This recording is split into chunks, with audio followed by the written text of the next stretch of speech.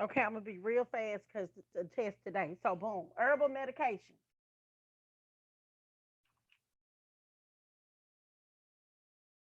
So with herbs, we know these are phytomedicines or herbalisms. Y'all know what the fuck herbs are? Weed. That's a herb. And other, that's the main herb I know. Everybody know about that herb. So herbalisms and phytomedicines, okay? Herbal medicines. That's just a different word. Phytomedicines and herbalism. This is a type of alternative. So this is another choice and a complementary medicine that uses plants or their crude products for the treatment of diseases. So basically, when we say it's an alternative, so this is another choice. Like instead of using pharmaceutical medicines that you get from Walgreens and shit, um, you can use this medicine for you can use this medicine for instead of those pharmaceutical medicines. And with complementary medicine, same thing, that uses plants or their crude products. The crude products is like the extract. If there's an extract of something, like if they say, if you know how your mama bake a cake and she say, "Baby, go get some of that vanilla extract. Go pick that up from County Market or whatever the fuck you get your shit from for me." I don't shop there, but I'm just saying. So that's what it is. So it may not be just the plant, the whole plant. It just maybe the liquid that the plant produces. That's like example would be like an aloe vera plant. You can get the gel from the inside of it and put it over sunburns and shit like that, or put it in your hair and stuff like that, or even consume it. Um, One type of complementary medicine include now complementary. That's different than the herbs. It's another treatment, instead of pharmaceutical, like going to Walgreens and picking something up, at the pharmacy. So it's like physical therapy, aromatherapy. That's where those essential oils and shit come in there. Vacuum cups, which is cupping, and then acupuncture. Y'all know from Netta Professor when he was trying to lose all that weight and they put all them pins in his back or whatever. That was acupuncture. So certain herbs are used as remedies in foods at the same time. They may support the general health and offer prophylaxis against certain diseases. Antioxidants is a choice and well is a reason, and antihepatotoxics. So that's like the liver toxic. So it's against that, and then with liver toxins, and then it also protects against cancer and liver diseases, basically. Uh, that's especially with antioxidants and antihepatotoxics, what um, what is it? The herbs can do. It can protect those things from damaging. Like antioxidants, that's for your youthfulness. That's for your cells. That helps with your cells. It helps you from looking old and wrinkled, and it helps you from losing a lot of your good cells, when you get sick and stuff like that, or get any type of disorders. So with anti-hyperlipidemics and anti-hypercholesterolemics, we know what those are. It's against cholesterol and shit. It's against the fat. So it's going to protect you against atherosclerosis that's hardening in those, in your arteries, and cardiovascular disease. We try to keep them clear and open. So there's herbs out there to help you with those things. They are generally cheaper and than conventional medicines. Y'all already know. You go in the pharmacy trying to get some fucking medicine. That shit about $2 million if you don't have Medicaid or some type of insurance for two damn pills. So just know that they are cheaper. Okay. So dietary supplements. With dietary supplements, these are products intended to supplement the diet. They are not medicines or not, and they are not intended to treat, prevent, or cure diseases. The FDA is the federal agency that oversees both supplements and medicines.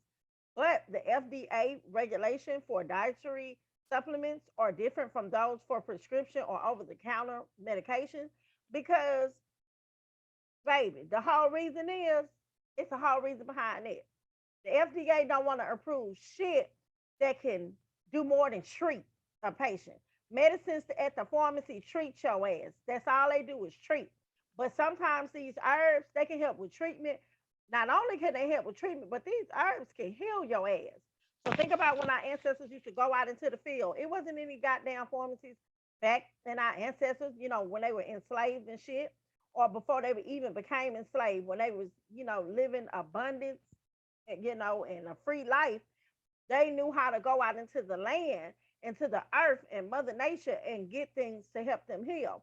So basically, FDA, they don't want nobody fucking with the money because that is a trillion, billion, gazillion dollar damn business. Healthcare, that ain't nothing but a damn business, okay? Selling these pills because everybody doesn't have insurance, everybody doesn't have, Medicaid or whatever. So now you have to pay for these things, okay? So medicines must be approved by the FDA before they can be sold or marketed. Supplements do not require this approval. Supplement companies are responsible for having evidence that their products are safe and the label claims are truthful and not misleading. We already know why. I ain't finna get up into that because it's medicines out there that will heal you from all kinds of shit. You know what I'm saying? You will no longer have a disease. You will be safe. I mean, you will be healed. You will be healed. Those damn medicines that the FDA approved, get that shit approved. Now you're shitting on yourself. You know what I'm saying? It's always a side effect with something. However, safety and efficacy have not been tested as required by FDA approved pharmaceuticals. So it's a lot of herbs out there that have not been deemed or have not been approved by FDA. And I don't give a fuck. I use them bitches anyway. I don't fuck the FDA. Okay? So let's talk about aloe. Aloe. Everybody got that damn plant somewhere in your yard. Your grandma got it, somebody. Everybody has had a piece of this plant before. So whether you putting it on a sunburn, insect bite, whether your ass putting it in your hair to try to grow that shit 6 inches overnight, everybody has had this plant. So this is a gelatinous extract from the sticky cell lining in the inner portion. So that's you see the plant, you gotta cut that plant open, and in the inside it's some gel. And that gel is most commonly used in the cosmetic industry for topical use. That is a good ass plant. You can use it on, sunburn, pain, inflammation, psoriasis, itching, skin ulcers, acne, um, you know, blemishes from busting them big ass bumps in your face and shit, razor bumps, all that kind of shit. You can use that for that. All right, with ephedra, this is that shit that them goddamn dope fiends be trying to mix up with that meth, or it's an active ingredient in methamphetamine. So ephedra, they use it to, it's an over-counter weight loss product. So the active ingredient is ephedrine. This is like it's like an alpha adrenergic. So it will make your damn blood pressure go up. It'll elevate your heart rate, palpitations, heart gonna be fluttering and shit. Your ass around this bitch nervous because you high off that methamphetamine and shit. Insomnia, your ass can't sleep because you high off that methamphetamine and shit. Now you dizzy because you high, just took too much fucking meth. But we're gonna use ephedra as a bronchodilator for asthma, as a nasal decongestant, and a central nervous system stimulant. Okay, so we're going to use it for a bronchodilator for asthma and as a nasal decongestant and a central nervous stimulant.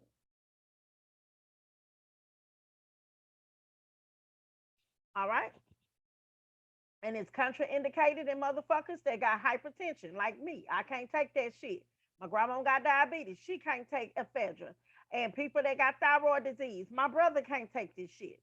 So hypertension, diabetes, thyroid, stay the fuck away from ephedra. Melatonin. This is the Everybody done gave they damn baby this shit except me, because mine know how to shut the fuck up and go to sleep. But for you out there that got kids that don't know how to shut the fuck up and go to sleep, you're going to get their ass some melatonin, because this is the best known as a sleep aid and treatment for jet lag. Melatonin is a human hormone secreted by the pineal gland. So melatonin comes from the pineal gland. When, because I don't have to put that shit in me. I know how to go to sleep sometimes. May also be helpful for withdrawing from benzo therapy, those benzos, people be trying to get high up off their shit, and paradoxical response to melatonin may involve agitation or insomnia. Paradoxical. Y'all remember what paradoxical was? You give an old person melatonin and this shit does the opposite. It has the opposite effect. So this person don't go to sleep. Now they ran this bitch up all night like they didn't pop the fucking bean or some fucking ephedra. And they ass is full of energy and they can't fucking sleep. They're irritated. So that's what paradoxical response is. Then you got St. John's wort. I can't fuck with this shit either because it's not good for high blood pressure. But with St. John's wort, uh, aka the goat weed, it's one of the few herbs recognized by medical communication for its benefits. Um, it's like they used to come and buy this shit at Circle K when I used to work there, but it was called horny goat weed. But while the active ingredients is unknown, studies indicate that it acts as a reuptake inhibitor, prolonging the effects of serotonin, dopamine, and norepinephrine. It is also where it is said to be very helpful in treating mild depression. So St. John Wart's gonna have your ass right here with good energy, good vibes. Okay. Look at what his ass talking about. He said St. John Wort is a great herb in improving your mood. But maybe it's time for you to cut the fuck back on your dosage, cause bitch, you tripping. Fuck you smiling at me like that for? So just know that's what St. John's wort do. St. John, his ass is always fucking happy. That nigga serotonin and dopamine levels out the man. That shit is out the roof. He's always fucking happy. He's never in a goddamn bad mood. Ain't no mild depression going on with him, okay? It's like goat weed. So St. John is the St. John is the goat of being a happy ass motherfucker. Okay, well, garlic. Y'all know it's more than vampires eat this shit. Shit make your breath stink. But the shit is the truth, baby. Cause I'm finna be smelling like some garlic around this motherfucker. Cause I'm finna start taking this shit because I need my blood pressure to go down. So garlic, this shit helps with it has numerous and multiple beneficial cardiovascular effects. Not only does that bitch help you lower your blood pressure, right? It's going to block your platelet aggregation. It's going to enhance fibrinolytic activity, and it's going to reduce serum cholesterol and triglyceride levels. So it's going to reduce them badass fucking what is it? Low cholesterol and triglyceride. That shit, it's going to drop that bitch. And now your high cholesterol, the high LDLs are going to come up. So garlic, you got to be cautious with that bitch, extremely cautious with that bitch. If a person is already taking a platelet blocker, um, so that means if somebody is taking a blood thinner, garlic, aka Allium sativum, is one of the herb medicines that has been examined more closely by the scientific community. In recent decades, research has found has focused on garlic's use in preventing atherosclerosis. Example of platelet inhibitors are Plavix, Effient, Agranox, Brilinta. So these are examples of platelet inhibitors. So anything on that test, if it asks you what we know that these drugs are platelet inhibitors, or it may say Plavix, Effient, Agranox, and Brilinta. These are what? They fucking platelet inhibitors. So PEA, so I'm gonna say PB. PEA, which is P and just the B. PB, PB. That's it. That's how I'm gonna try to remember that. I'm gonna go over this shit again. And then you got ginkgo biloba extract. With ginkgo biloba extract, this is what a lot of Asian people use. This bitch help you with your brain. A lot of people, a lot of Asians, they drink this shit. It helps them with concentration. It helps them with memory and shit like that. So ginkgo, I can't take it. I don't think because I think it made my blood pressure go up. So ginkgo is used primarily for increasing cerebral blood flow, particularly in geriatric patients. So we want to get this to ginkgo geriatric. Ginkgo them all ass people, geriatric patients, right? But like I said, the Asian community loves ginkgo. Um, balaba, I think that's what it's called, balaba. Used to treat short-term memory loss, cognitive function, headaches, dizziness, all that ringing in your ears, which is tinnitus, anxiety, and emotional instability. Those patients who have Alzheimer's may show a modest improvement of cognitive performance and social function. Okay, so it's used to treat short-term memory loss, cognitive function, headaches, dizziness, tinnitus, anxiety, and emotional stability. And like I said, patients with Alzheimer's disease may show a modest improvement in cognitive performance and social functioning. Then we got Black Cohosh. Let me tell you what his ass do. Let me tell you what black ass Cohosh do. It is thought that black Cohosh has estrogen-like effects.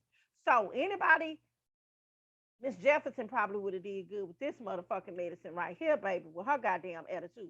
So it is thought that black Cohosh has estrogen-like effects by suppressing the release of luteinizing hormone and binding to estrogen receptors in the peripheral tissue. One of the things that black Cohosh does is to treat perimenopause and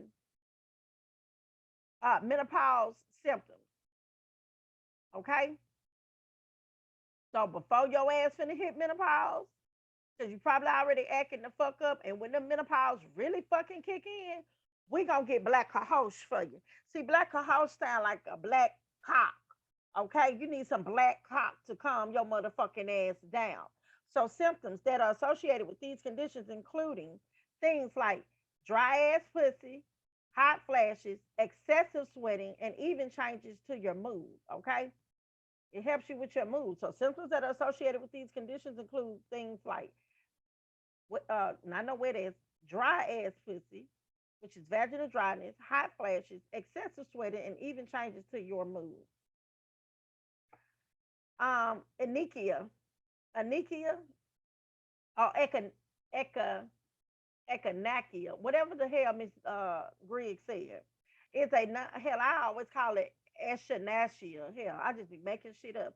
It's a non-specific stimulator of the innate immune system, which is non-specific. This is a non-specific part of the immune system. As a non-specific immunostimulant, echinacea may prevent or treat viral respiratory tract infections such as the common cold or flu. See, I have used this with my vitamins, but check this out.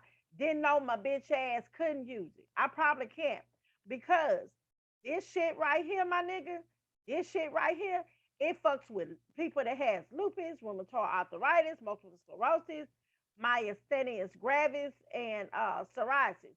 I haven't been diagnosed with rheumatoid arthritis yet or lupus yet, but I got to get a damn test to see if I do have that, and if I do, I wouldn't be able to take this anymore, like my mama or like y'all grandmas out here and granddaddies or whoever in your damn family. You know, everybody, somebody in the black family or even the goddamn Caucasian family got some rheumatoid arthritis going on. We all know somebody that they had lupus. So these folks, they can't take that shit. So promoters, we use Anikia for cold and motherfucking flu. It is good. So when that COVID hit, that's what everybody was taking there. Promoters of Echinacea believe that the supplement can reduce symptoms of these infections if taken during the early or acute phase. Echinacea is not recommended for those people that I told you.